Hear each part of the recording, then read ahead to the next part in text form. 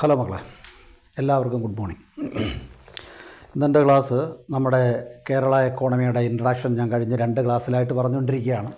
Introduction to Kerala economy അതിൻ്റെ part 3 ആണ് ഇവിടെ ഒരു കാര്യം ഞാൻ കഴിഞ്ഞ 2ാമത്തെ പാർട്ടിൻ്റെ അകത്തിൽ പോപ്പുലേഷൻ്റെ കാര്യത്തിൽ ഒരു ചെറിയ ഡേറ്റ മിസ്റ്റേക്ക് വന്നിട്ടുണ്ട്. അതൊന്ന് കറക്റ്റ് ചെയ്യുകയാണ്. അതായത് കേരളത്തിൻ്റെ പോപ്പുലേഷൻ നമ്മൾ പറഞ്ഞു 3.58 ക്രോഴ്സസ് ആണ്, 3.58 കോടിയോളമാണ്. എന്ന് പറഞ്ഞാൽ ഇന്ത്യയുടെ ടോട്ടൽ പോപ്പുലേഷൻ്റെ 2.76 കേരളത്തിലാണെന്ന്. ഇന്ത്യയുടെ ടോട്ടൽ പോപ്പുലേഷൻ പുതിയ ഡേറ്റ ഏതാണ്ട് വന്നിരിക്കുന്നു. ഇന്ത്യയുടെ പോപ്പുലേഷൻ ലോകത്തിൽ നമ്പർ 1 ആണ് പോപ്പുലേഷൻ ഇന്ത്യ. അത് 144.17 കോടിയാണ്. 2ാം സ്ഥാനത്ത് നിൽക്കുന്ന ചൈനയ്ക്ക് 142.5 കോടിയാണ്. അപ്പോൾ അങ്ങനെ ഭയങ്കര പോപ്പുലസ് കൺട്രി ആയിട്ട് നമ്പർ 1ലേക്ക് ഇന്ത്യ മാറിയിരിക്കുക. അപ്പോൾ ആ ഇന്ത്യയുടെ ടോട്ടൽ പോപ്പുലേഷൻ്റെ 2.76% ആണ് നമ്മുടെ കേരളത്തിലുള്ളത്. ഞാനത് കഴിഞ്ഞ ദിവസം പറഞ്ഞത് 2.76 ലാൻഡ് ഏരിയ എന്ന് പറഞ്ഞാൽ ലാൻഡ് ഏരിയ അതല്ല, 1.18% ആണ്. അപ്പോൾ ഓർത്തോണം, ടോട്ടൽ ഇന്ത്യൻ പോപ്പുലേഷൻ്റെ 2.76% ആണ് കേരള പോപ്പുലേഷൻ. ഇനി അവർ താമസിക്കുന്ന സ്ഥലത്തിൻ്റെ ആ ഒരു ജോഗ്രഫി എടുത്താൽ അല്ലെങ്കിൽ ലാൻഡ് ഏരിയ എടുത്താൽ വെറും 1.18% ഉള്ളൂ. അതായത് ഇന്ത്യയുടെ ടോട്ടൽ ലാൻഡ് ഏരിയയുടെ 1.18% മാത്രമേ ഉള്ളൂ കേരളത്തിൻ്റെ ലാൻഡ് ഏരിയ. ഓർത്തണം. ഇനി അടുത്തൊരു പോയിൻ്റ്, കേരളത്തിൻ്റെ പെർ ക്യാപിറ്റ ഇൻകം ഏറ്റവും പുതിയ കണക്കനുസരിച്ചുള്ള പെർ ക്യാപിറ്റ ഇൻകം 174,214, അതായത് 1,74,214 ആണ്. ലാസ്റ്റ് സെൻസസ് നമ്മൾ കഴിഞ്ഞ ദിവസം പറഞ്ഞു 2011 അത് കഴിഞ്ഞ് 2021 ഇതുവരെ വന്നിട്ടില്ല. ആ സമയത്ത് വെറും 60,603 പെർ ക്യാപിറ്റ ഇൻകം ആയിരുന്നു. ഇപ്പോൾ അത് 1,74,000 ആയിട്ടുണ്ട്. പിന്നെ കേരളം ഇന്ത്യയിലെ മറ്റ് സ്റ്റേറ്റിനെ അപേക്ഷിച്ച് വളരെയധികം ഇമ്പ്രൂവ്ഡ് ആണ് പല കാര്യത്തിലും. നമുക്കറിയാം, ട്രാൻസ്പോർട്ട്, കമ്മ്യൂണിക്കേഷന്, എംപ്ലോയ്മെൻറ്റ്, അതുപോലെ GSDP എന്ന് പറഞ്ഞാൽ gross state domestic product, GDP സ്റ്റേറ്റൂടെ ചേർന്നപ്പോൾ GSDP. അപ്പോൾ അതിൻ്റെ അകത്തിലെല്ലാം വളരെ മുന്നോട്ടുള്ള ഒരു നാടാണ്, അല്ലേ വളരെയധികം ഇമ്പ്രൂവ്ഡ് ആയിട്ടല്ലേ ഇമ്പ്രൂവ്മെൻ്റ് ഉണ്ടായിക്കൊണ്ടിരിക്കുന്ന ഒരു നാടാണ് നമ്മുടെ കേരളം എന്ന് പറഞ്ഞത്. പിന്നെ നമ്മുടെ ടോട്ടൽ അർബനൈസേഷൻ എന്ന് പറഞ്ഞാൽ 47.7%. 47.7% അർബനൈസേഷൻ. മിക്കവാറും ഉള്ള കേരളത്തിൻ്റെ എല്ലാ ഏരിയകളും ചെറിയതും വലുതുമായിട്ടുള്ള ധാരാളം പട്ടണങ്ങളുണ്ട്. അപ്പോൾ നമ്മൾ അർബനൈസ്ഡ് ഏരിയ. ഇനി ഏറ്റവും വലിയ അർബനൈസ്ഡ് ഏരിയ എന്ന് പറയുന്നത് എറണാകുളം. ഓർത്തോണം, എറണാകുളമാണ് ഹൈലി അർബനൈസ്ഡ് ഏരിയ എന്ന് പറയുന്നത്. ഇനിയും അർബനൈസേഷൻ വളരെ ലോ ആയിട്ടുള്ളത് വയനാടാണ്. വയനാടെന്ന് പറയുമ്പോൾ 4-5 സ്ഥലങ്ങൾ മാത്രമേ അവിടെ എടുത്ത് പറയാനുള്ളൂ. അപ്പോൾ വയനാട് ഏറ്റവും ഹയസ്റ്റ് ആയിട്ടുള്ള അർബനൈസേഷൻ എറണാകുളം, ലോവസ്റ്റ് ആയിട്ടുള്ള വയനാട്. പിന്നെ Kerala government introduce several welfare schemes, അതായത് ധാരാളം വെൽഫെയർ സ്കീം പ്രോഗ്രാമുകളൊക്കെ കൊണ്ടുവന്നിട്ടുണ്ട്. ഞാനൊന്ന് പറയാം. അതായത് പ്രത്യേകിച്ചും ഡിസബിലിറ്റി പേഴ്സൺസിന് വേണ്ടിയാണ് ധാരാളം വെൽഫെയർ ആക്ടിവിറ്റീസ്. അതായത് ഇന്ത്യയിൽ തന്നെ ഇത്രയും വെൽഫെയർ സ്കീംസ് കൊണ്ടുവന്ന കേരള ഗവൺമെൻറ് മാത്രമേ ഉള്ളൂ. പരിരക്ഷ, ഒന്നിൻ്റെ പേരാണ് Pariraksha, providing emergency assistance to disabled people. Disabled ആയിട്ടുള്ള പീപ്പിളിന് എമർജൻസി അസിസ്റ്റൻസ് സഹായം എത്തിക്കുന്ന രീതിയാണ് പരിരക്ഷ. പിന്നെ വിദ്യാജ്യോതി പ്രോജക്റ്റ് എന്ന് പറയും. അത് financial assistance for uniform, study മെറ്റീരിയൽസിനൊക്കെ കൊടുക്കുന്ന ഫൈനാൻഷ്യൽ ഹെൽപ്പാണ്. അതുപോലെ വിദ്യാകിരണം എന്ന് പറയും, സ്കോളർഷിപ്പാണ്. Scholarship that is for students of disabled പേരൻസിൻ്റെ സ്റ്റുഡൻസിന് അവരുടെ മക്കൾക്ക് കൊടുക്കുന്ന, അതായത് സ്റ്റുഡൻസ് ഓഫ് ഡിസേബിൾഡ് പേരൻസ്, അപ്പോൾ അവർക്ക് കൊടുക്കുന്ന സ്കോളർഷിപ്പാണ് വിദ്യാകിരണം എന്ന് പറയും. പിന്നെ സ്വാശ്രയമുണ്ട്, self employment programme.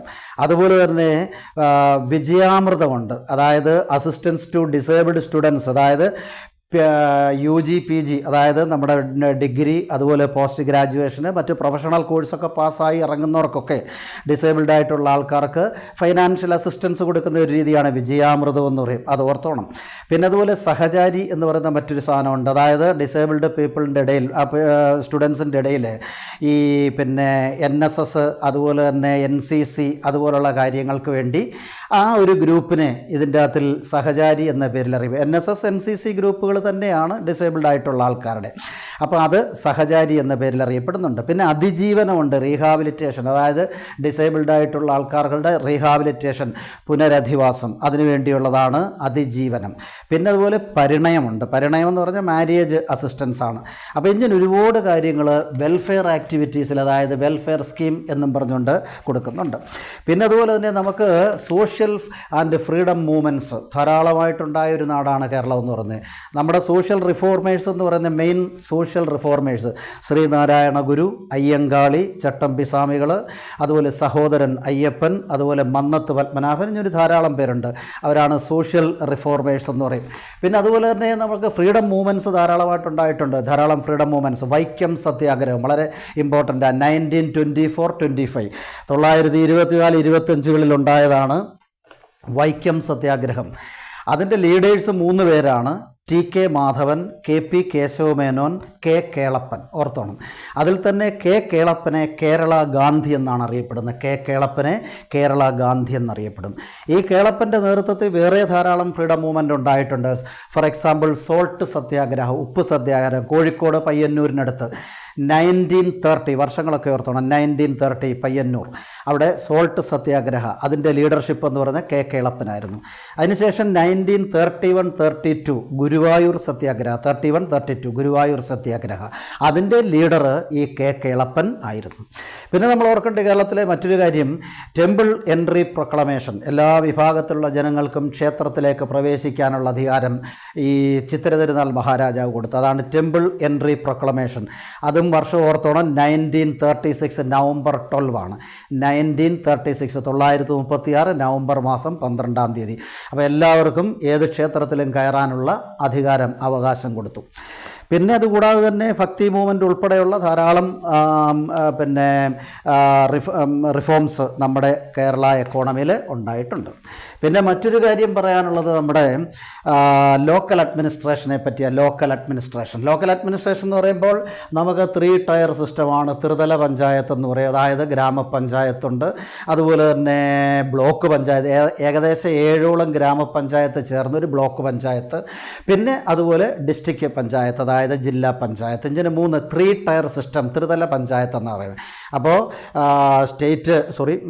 District പഞ്ചായത്തുണ്ട്, block പഞ്ചായത്തുണ്ട്, അതുപോലെ ഗ്രാമപഞ്ചായത്തുണ്ട്. അതിൻ്റെ നമ്പറൊക്കെ ഒന്ന് ഓർത്തിരുന്നോണം. ഗ്രാമപഞ്ചായത്ത് 941 ആണ്, 941. ബ്ലോക്ക് പഞ്ചായത്ത് 152 ആണ്, 152. മുനിസിപ്പാലിറ്റി കേരളത്തിൽ 87, 87 മുനിസിപ്പാലിറ്റി. കോർപ്പറേഷൻ 6 എണ്ണം ഉണ്ട്, അറിയാമല്ലോ. തെക്കും തുടങ്ങിയാൽ തിരുവനന്തപുരം 1, കൊല്ലം 2, പിന്നെ എറണാകുളം 3, അതുപോലെ തന്നെ തൃശ്ശൂർ 4, കോഴിക്കോട് 5, അതുപോലെ കണ്ണൂർ 6. അപ്പോൾ 6 പിന്നെ കോർപ്പറേഷനുണ്ട്. പിന്നെ നിങ്ങൾക്കറിയാം 14 ഡിസ്ട്രിക്റ്റുകളാണ് നമുക്കുള്ളത്. പിന്നെ റവന്യൂ ഡിവിഷൻ 21, അതായത് ഈ അഡ്മിനിസ്ട്രേഷൻ്റെ ഒരു പിന്നെ ഫെസിലിറ്റേഷന് വേണ്ടി, അല്ലെ for the sake of administration എന്ന് പറയും. അഡ്മിനിസ്ട്രേഷന് വേണ്ടി ചില ജില്ലകളൊക്കെ 2-3 ഡിവിഷനായിട്ട് തിരിച്ച് ഓരോ IAS ഉദ്യോഗസ്ഥന്മാരുടെ അണ്ടറിലേക്ക് അതിൻ്റെ അഡ്മിനിസ്ട്രേഷൻ കൊടുത്തിട്ടുണ്ട്. അതിനെയാണ് നമ്മൾ റവന്യൂ ഡിവിഷൻ എന്ന് പറയും. അത് ഈ 21 ഉണ്ട്. പിന്നെ ടൗൺ ഞാൻ മുമ്പേ പറഞ്ഞാൽ 520 ഉണ്ട്. 520ഓളം ടൗണുകൾ കേരളത്തിലുണ്ട്. താലൂക്കാണെങ്കിൽ 77, 77. പിന്നെ റവന്യൂ വില്ലേജ് മുമ്പേ പറഞ്ഞ പോലെ റവന്യൂ വില്ലേജ് 1664, 1664 ഉണ്ട്. പിന്നെ അതുപോലെ നമ്മളിവിടെ ഓർത്തിരിക്കേണ്ട മറ്റൊരു കാര്യം, ടോട്ടൽ MLA. ഇപ്പോൾ ഇലക്ഷനൊക്കെ നടന്നുകൊണ്ടിരിക്കുകയാണ്. അപ്പോൾ ടോട്ടൽ MLAയുടെ നമ്പർ, കേരളത്തിലെ MLA 140 ആണ്, 140 കൺസ്റ്റിറ്റ്യുവൻസി, അതായത് നിയോജക മണ്ഡലങ്ങൾ നമുക്കുണ്ട്. 140 MLAമാരാണ് നമുക്കുള്ളത്. പ്ലസ് ഒരു എക്സ്ട്രാ ഒരാളൂടെ ഉണ്ട്, ആംഗ്ലോ ഇന്ത്യൻ എന്ന് പറഞ്ഞാൽ പണ്ട് യൂറോപ്പിൽ നിന്നൊക്കെ ധാരാളം ആൾക്കാർ ഇവിടെ വന്ന് താമസിക്കുകയും ഇവിടുത്തെ ലോക്കൽ വിമനെയൊക്കെ കെട്ടി അവരോട് താമസിക്കുകയും ചെയ്യും. അങ്ങനെ വിദേശത്തുനിന്ന് ഇവിടെ വന്ന ആൾക്കാരെ ഇവിടുത്തെ ലോക്കൽ സ്ത്രീകളിൽ അവർക്കുണ്ടായ കുഞ്ഞുങ്ങളും കുടുംബവും എല്ലാം കൂടി ഇപ്പോഴും തുടരുന്നുണ്ട്. അപ്പോൾ അവരെയാണ് നമ്മൾ ആംഗ്ലോ ഇന്ത്യ. അവർക്ക് പ്രത്യേക ഒരു സ്റ്റേറ്റോ അല്ലെങ്കിൽ അങ്ങനെ പ്രത്യേകതയൊന്നുമില്ല. പക്ഷേ അവരെ നമ്മൾ ഗവൺമെൻറ് അംഗീകരിക്കുന്നുണ്ട്. ഗവർണർ ഈ ഇലക്ഷൻ കഴിയുമ്പോൾ 140 പേരെ പിന്നെ സത്യപ്രതിജ്ഞ ചെയ്യിപ്പിക്കുമ്പോൾ ഒരാളെ അധികമായിട്ട് ആംഗ്ലോ ഇന്ത്യൻ്റെ ഭാഗത്തുനിന്ന് എടുക്കുന്നുണ്ട്. അങ്ങനെ വരുമ്പോൾ 140 എന്ന് വിചാരിച്ചാൽ അവർക്ക് മറ്റ് MLAമാരുടെ കൂട്ട് വലിയ അധികാരങ്ങളൊന്നുമില്ല. അപ്പോൾ 141 MLA-മാരെ കറക്റ്റ് പറഞ്ഞാൽ 140 തിരഞ്ഞെടുക്കപ്പെട്ടതും 1 ആംഗ്ലോ ഇന്ത്യൻ, അതായത് ഗവർണർ നിയമിക്കുന്നതും. പിന്നെ നമുക്ക് ലോക്സഭ 20 സീറ്റാണ്. ഇപ്പോഴത്തോണ്ട് തുടങ്ങുകയാണ് ലോക്സഭ. 26-ാം തീയതി ലോക്സഭ ഇലക്ഷനാണ്. 20 ലോക്സഭ നമുക്കുണ്ട്, ഓർത്തോണം. രാജ്യസഭയാണെങ്കിൽ 9 എണ്ണം ഉണ്ട്. ഇനി അതുപോലെ MLA-മാർ ഈ 140-ൽ ഏകദേശം 13 എണ്ണം എന്ന് പറയുന്നത് റിസർവ്ഡ് കമ്മ്യൂണിറ്റിക്കുള്ളതാണ്. അതായത് SC/ST ക്ലാസ്സിനുള്ള 13 മണ്ഡലങ്ങൾ MLA സ്ഥാനത്തുണ്ട്. ഇനി ലോക്സഭയിലാണെങ്കിൽ 2 എണ്ണം ഉണ്ട്. ഒന്ന് നമ്മൾ ഇവിടെ മാവേലിക്കര, ആലപ്പുഴ ജില്ലയിലെ മാവേലിക്കര, രണ്ടാമത് പാലക്കാട് ജില്ലയിൽ ആലത്തൂർ എന്ന് പറയും. ഇങ്ങനെ 2 മണ്ഡലങ്ങൾ ലോക്സഭയിലുണ്ട്, ഓർത്തിരുന്നോണം. പിന്നെ മറ്റൊരു കാര്യം നമ്മൾ ഓർക്കേണ്ട, ഫസ്റ്റ് ഗവർണർ, കേരളത്തിലെ ആദ്യത്തെ ഗവർണർ, അദ്ദേഹത്തിൻ്റെ പേര് ഓർത്തിരുന്നോണം.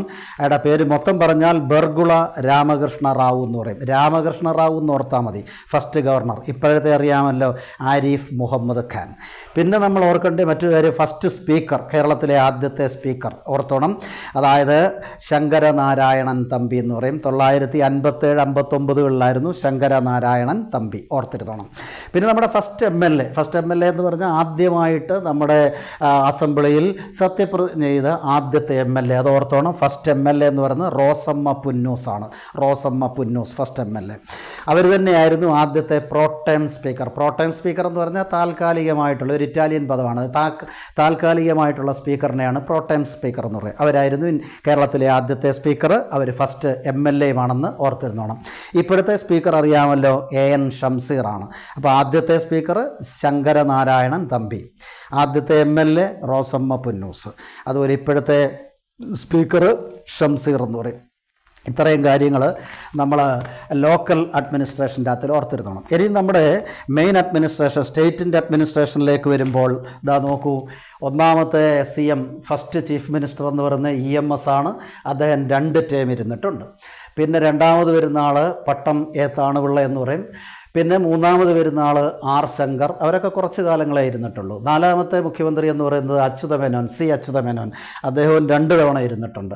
അതുപോലെ K കരുണാകരൻ, അദ്ദേഹമാണ് ഏറ്റവും കൂടുതൽ തവണ കേരളത്തിൽ മുഖ്യമന്ത്രിയായത്, 4 തവണയാണ്. കേരളത്തിൽ ഏറ്റവും കൂടുതൽ 4 ടേം മുഖ്യമന്ത്രിയായത് K കരുണാകരൻ. അതിനുശേഷം 6ാമത്തെ മുഖ്യമന്ത്രി AK ആൻ്റണിയാണ്. അദ്ദേഹം ജീവിച്ചിരിപ്പുണ്ട്, 3 ടേം അയാൾ ഇരുന്നിട്ടുണ്ട്. പിന്നെ PKV കുറച്ച് കാലത്തേക്കുള്ളായിരുന്നു, PK വാസുദേവൻ നായർ. പിന്നെ അത് കഴിഞ്ഞ് 8ാമത് വരുന്ന CH മുഹമ്മദ് കോയാണ്. അദ്ദേഹവും കുറച്ച് കാലമേ ഉണ്ടായിരുന്നുള്ളൂ. പിന്നെ 9ാമത് വരുന്ന EK നായനാരാണ്. അത് 3 ടൈം അദ്ദേഹം ഇരുന്നിട്ടുണ്ട്, EK നായനാർ. അത് കഴിഞ്ഞിട്ട് വരുന്നത് 10ാമത്തെ ആൾ ഉമ്മൻചാണ്ടിയാണ്. അദ്ദേഹം 2 തവണ ഇരുന്നിട്ടുണ്ട്. പിന്നെ 11ാമത് വരുന്ന VS അച്യുതാനന്ദനാണ്. 12ാമത് വരുന്ന പിണറായി വിജയൻ. അപ്പോൾ ഓർക്കുക, ഇപ്പോഴത്തെ മുഖ്യമന്ത്രി 12ാമത്തെ മുഖ്യമന്ത്രിയാണ്. 12ാമത്തെ മുഖ്യമന്ത്രിയാണ്. അപ്പോൾ പിണറായി വിജയൻ 2 തവണ ഇരുന്നിട്ടുണ്ട്. 2 തവണ, ഇപ്പോൾ 2ാം തവണ ഇരുന്നുകൊണ്ടിരിക്കുക അല്ലേ. അപ്പോൾ 2ാം തവണയാണ്. അപ്പോൾ 2 ടേം പിണറായി വിജയൻ. അപ്പം പിണറായി വിജയൻ എത്രാമത്തെ മുഖ്യമന്ത്രിയാണ് എന്ന് ചോദിച്ചാൽ 12ാമത്തെയാണെന്ന് ഓർത്തിരുന്നു. പക്ഷേ ഇതിൻ്റെ ഇടയിൽ ഒരുപാട് വ്യത്യാസങ്ങൾ വരുന്നുണ്ട്. അതായത് ഇപ്പോൾ ഉദാഹരണം പറഞ്ഞാൽ, ആദ്യം നമുക്ക് 1956 നവംബർ 1 നമുക്ക് ഫ്രീഡം കിട്ടി, അല്ലെങ്കിൽ കേരള സ്റ്റേറ്റ് ഫോം ചെയ്തു. ആ സമയത്ത് നമുക്ക് ഗവർണർ ഭരണം അല്ലെങ്കിൽ രാഷ്ട്രപതി ഭരണമായിരുന്നു. പിന്നീട് 957 ഓർത്തോണം, EMS ആദ്യമായിട്ട് വരുന്നത് 57 മുതൽ 59 വരെയാണ്. പിന്നെ അത് കഴിഞ്ഞ് കുറച്ച് കാലത്തേക്ക് പ്രസിഡൻറ്റിൻ്റെ റൂളായി. അത് കഴിഞ്ഞ് രണ്ടാമത് വരുന്നത് പട്ടം താണുപിള്ള. അതാണ്ട് അവിടെ കൊടുത്തിട്ടുണ്ട്, നമ്പർ പ്രത്യേകം അറിയാൻ വേണ്ടിയാണ് ഞാൻ ഇങ്ങനെ ഇട്ടിരിക്കുന്നത്. വ്യത്യാസങ്ങൾ വേറെയുണ്ട്. പട്ടം താണുപിള്ള 60-62 കാലഘട്ടങ്ങളിലായിരുന്നു. പിന്നെ മൂന്നാമത് വരുന്ന R ശങ്കർ എന്ന് പറയുന്നത് 62-64 ഘട്ടങ്ങളിലാണ്. പിന്നെ 4ാമത് വീണ്ടും നമ്മുടെ EMS, അതാ ഞാൻ പറഞ്ഞ് 2 ടേം എന്ന് പറഞ്ഞ് 4ാമത് വീണ്ടും EMS, ഒരു പ്രസിഡൻറ്റ് റൂളൊക്കെ കഴിഞ്ഞ് EMS വരുന്നുണ്ട് 67-69 കാലഘട്ടം. അത് കഴിഞ്ഞിട്ട് 5ാം ഓർഡറിലാണ് ഞാനിപ്പോൾ പറയുന്നത്. 5ാമതെന്ന് പറയുന്നത് C അച്യുതമേനോനാണ് 69-70 കാലങ്ങളിൽ. അപ്പോൾ അത് കഴിഞ്ഞിട്ട് വീണ്ടും പ്രസിഡൻറ്റ് റൂൾ വന്നു. പിന്നെ 6ാമത് വരുന്നതും C അച്യുതമേനോൻ തന്നെയാണ്. പിന്നെ 70-77 എന്ന് പറയുമ്പോൾ അത് ഇച്ചിരി നീണ്ടുപോയി. കാരണം എന്താണെന്ന് വെച്ചാൽ അന്ന് ഈ അടിയന്തരാവസ്ഥയും കാര്യങ്ങളൊക്കെ ഉണ്ടായിരുന്നുകൊണ്ട് പെട്ടെന്ന് ഇലക്ഷൻ നടന്നില്ല. അതുകൊണ്ട് അച്യുതമേനോന് കോളായിപ്പോയി. 70 മുതൽ 77 വരെ ഇരുന്ന് നീണ്ട കാലഘട്ടം ഒരേ രീതിയിലിരുന്നത് അദ്ദേഹമാണെന്ന് ഓർത്തോണം. പുള്ളി തന്നെയാണ് ആദ്യത്തെ തുടർച്ചയായിട്ട് 2ാം തവണയും കേരളത്തിൽ മുഖ്യമന്ത്രിയായത് അദ്ദേഹമാണ്. പിന്നീടാണ് ഈ പിണറായി വിജയൻ വരുന്നത്. പിന്നെ ഈ C അച്യുതമേനോന് ഒരു ക്വസ്റ്റ്യൻ കൂടെ ഉണ്ട്. ആദ്യത്തെ ധനമന്ത്രി, കേരളത്തിൻ്റെ ആദ്യത്തെ ഫൈനാൻസ് മിനിസ്റ്റർ എന്ന് പറയുന്നതും C അച്യുതമേനോൻ തന്നെ ആണ്. ഓർത്തോണം. പിന്നെ 7ാമത് വരുന്നത് കെ കരുണാകരനാണ്. 77കളിലാണ്, വെറും 33 ദിവസമേ അയാൾ ആദ്യം ഭരിച്ചുള്ളൂ. പിന്നീട് 6ാമതായിട്ട് വരുന്നത് 7 കഴിഞ്ഞിട്ട് 8ാമതായിട്ട് ഓർഡർ 8ാമതായിട്ട് വരുന്നത് എ കെ ആൻ്റണി 77, 78. പിന്നെ വരുന്ന 9ാമതാണ് PKV 78, 79. 10ാമത് വരുന്ന CH മുഹമ്മദ് കോയ 79, കുറച്ച് നാളേ ഉള്ളൂ, 53 ദിവസം. പിന്നെ അത് കഴിഞ്ഞിട്ട് പിന്നെയും പ്രസിഡന്റ് റൂളായി. പിന്നെ 9ാമത്തെ വരുന്നത് EK നായനാരാണ്. 80, 81കളിലാണ് വീണ്ടും പ്രസിഡന്റ് റൂൾ വരുന്നുണ്ട്. പിന്നെ 12ാമത് വരുന്നത് കെ കരുണാകരന് 81, 82 കാലഘട്ടം വീണ്ടും പ്രസിഡന്റ് റൂള്. അന്നാന്ന് തോന്നുന്നു ലാസ്റ്റ് പ്രസിഡന്റ് റൂള് കേരളത്തിൽ വന്നേ 981, 82. പിന്നെ 13ാമത് വീണ്ടും കെ കരുണാകരൻ വരുന്നു, 82, 87 കാലഘട്ടം. പിന്നെ EK നായനാർ 87, 91. പിന്നെ 15ാമത് കരുണാകരൻ വീണ്ടും 91, 95.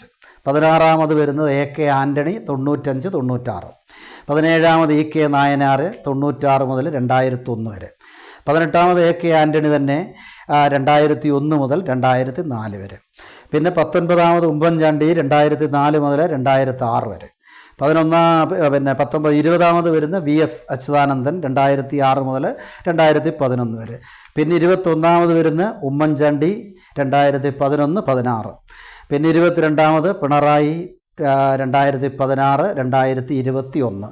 വീണ്ടും 23ാമത് മുഖ്യമന്ത്രി പിണറായി 2021 മുതൽ ഇങ്ങോട്ട് പൊക്കൊണ്ടേയിരിക്കുന്നു. അപ്പോൾ ഇവിടെ നമ്മൾ മനസ്സിലാക്കേണ്ട ഓർഡറിൽ പറയുമ്പോൾ ഈ രീതിയാണെന്ന് ഓർത്തിരുന്നോണം.